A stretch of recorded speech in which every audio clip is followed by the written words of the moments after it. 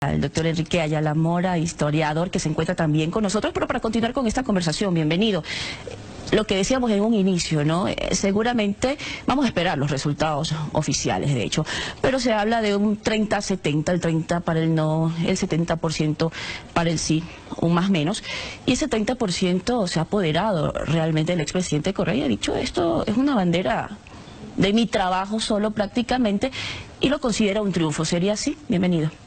No es raro que Correa se apodere de las cosas, ya lo ha hecho durante 10 años. Si intenta apoderarse de un 30%, pues en algunos casos se apoderaron del 100%, de manera que yo creo que habría que poner en duda esas afirmaciones, pero en algo más de fondo. Cuando hay un sí o un no en un referéndum, el referéndum británico, por ejemplo, tan estrecho como salió, no hay una sola razón ni un solo motivante del sí o del no. En el sí, que va a ser a mi juicio muy contundente en esta consulta, no solamente hay partidarios del presidente Lenín Moreno, hay también personas que no lo son y que sin embargo están porque el país encuentre un nuevo rumbo institucional. ¿Cómo está seguro de eso, doctor? Porque los señores de Creo, por ejemplo, no son partidarios del presidente de la República y sin embargo han hecho campaña por el sí. Es decir, en ese sí no hay solamente el capital político del presidente de la República. Hay desde luego un respaldo importante de la ciudadanía al presidente, pero hay también, más allá de eso, la voluntad de reconstituir la institucionalidad del Ecuador, de que la corrupción sea superada y sancionada. Eso no tiene que ver directamente con la presencia de Lenín Moreno, sino con un sentimiento nacional. Así como en el sí hay varias motivaciones que llevan a ese resultado, en el no también. Sería absurdo que alguien diga: todos los no son míos.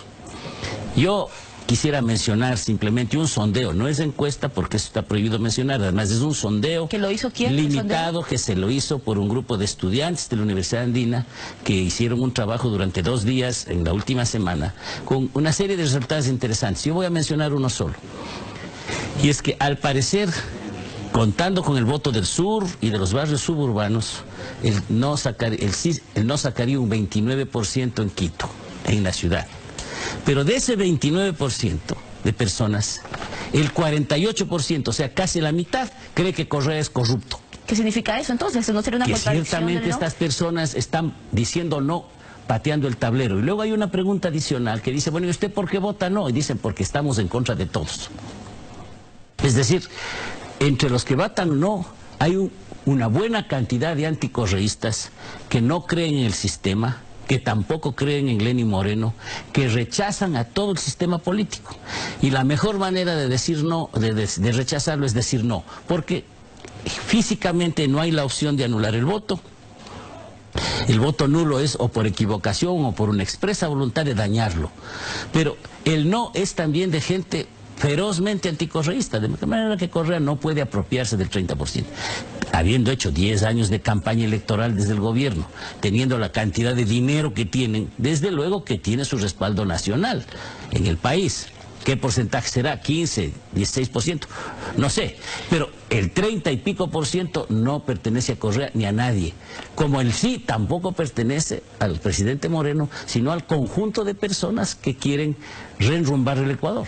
Yo como historiador quisiera preguntarle también, dentro de su experiencia en el tema, de una de las preguntas que más reacciones ha generado, y se trata de la reelección indefinida, ¿no?, que dejaría sin efecto la enmienda que fue aprobada en el 2015 y para muchos, ¿qué pasó? O sea, los mismos que ocuparon en ese momento y que estaban de acuerdo con la reelección indefinida, ahora están de acuerdo con la alternabilidad. Así Entonces, es. ¿qué es lo que sucede realmente? Es una buena pregunta para esas personas, los que en diciembre y antes de diciembre dijimos que esa era una forma tramposa de violar la propia Constitución y de engañar al pueblo ecuatoriano, no consultando al país un tema tan importante, sino encerrándose en una mayoría de la Asamblea y hacer eso, una reforma perversa a espaldas de la gente.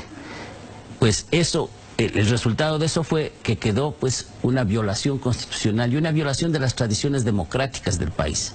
Porque en el Ecuador, desde la primera Constitución, se ha discutido sobre cuánto ha de durar el presidente y cuántas veces puede ser reelecto. Las soluciones han sido siempre diversas, Pero en las constituciones democráticas del Ecuador, en todas ellas, siempre ha habido una limitación a la reelección. ¿Y eso no es un discurso de derecha, por ejemplo?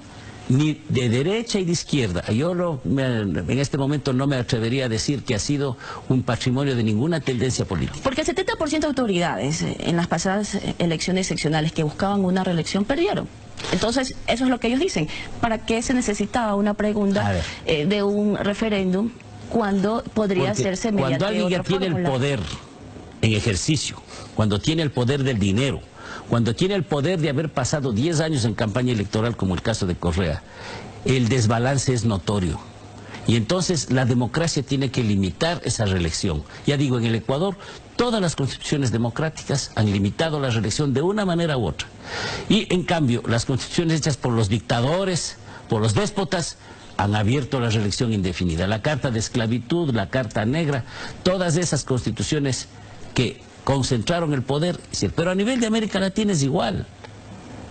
No, a nivel de América Latina, los grandes demócratas de América Latina, gente de derecha, para mencionar a Lleras Camargo, por ejemplo, o gente de izquierda como Allende, siempre estuvieron por la limitación de la reelección. Y en cambio, el discurso de la reelección es el discurso de Correa, el de Somoza, el de Stroessner, el de Trujillo, el de Pinochet. Ese es el discurso de Correa. Sea cual fuere el resultado el día de hoy de esta consulta popular, ¿cierra capítulos? ¿Abre nuevos para la historia del país? Desde luego, al menos para personas como yo, este es el comienzo de un proceso de reconstitución del país que deberá terminar tarde o temprano con una asamblea constituyente. No es inmediata, pero algún rato se va a dar.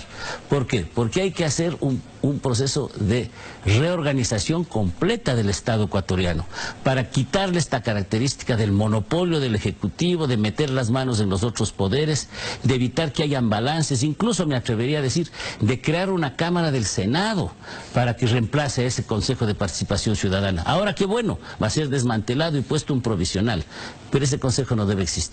Si hay un cuerpo colegiado que debería tener esas funciones, debería ser lo que en otros lugares del mundo existe y que es el Senado de la República.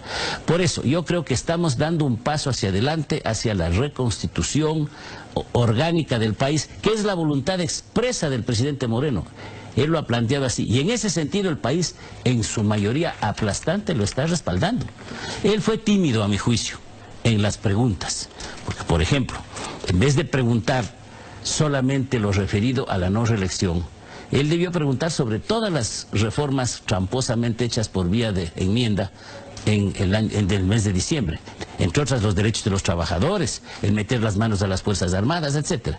Él no lo hizo por prudencia, lo hizo limitadamente, pero sin embargo, el solo hecho ya implica un paso hacia adelante. ¿Es el fruto de un consenso realmente esta consulta popular, de todo este ejercicio de diálogo que se ha dado? Bueno, el presidente ha demostrado que era sensible al diálogo, porque no estaba en su plan de gobierno y sin embargo estaba en el de todos los demás candidatos. Él acogió a lo que había votado el otro 50% de la población. Eso es sensibilidad. El presidente tiene que entender de aquí en adelante que él no puede gobernar dentro de Alianza País, tratando de superar sus problemas de enfrentamientos, sino que tiene que contar a la otra mitad del Ecuador que no votó por él y que ahora va a votar masivamente sí ha votado, a mi juicio, sí en toda la consulta popular. Es decir, me parece que el presidente también tendrá que reajustar sus puntos de vista, su gabinete, su gobierno, de manera que sea más inclusivo y de esa forma enfrentemos lo que es de fondo, porque no hay que olvidarse que el Ecuador con la consulta no ha superado los problemas económicos, los problemas de empleo, los problemas de esa inmensa deuda externa voluminosa, tramposamente hecha. Es decir, los problemas siguen delante. Bien, vamos en este momento, sigue acompañándonos, doctor, vamos a saludar.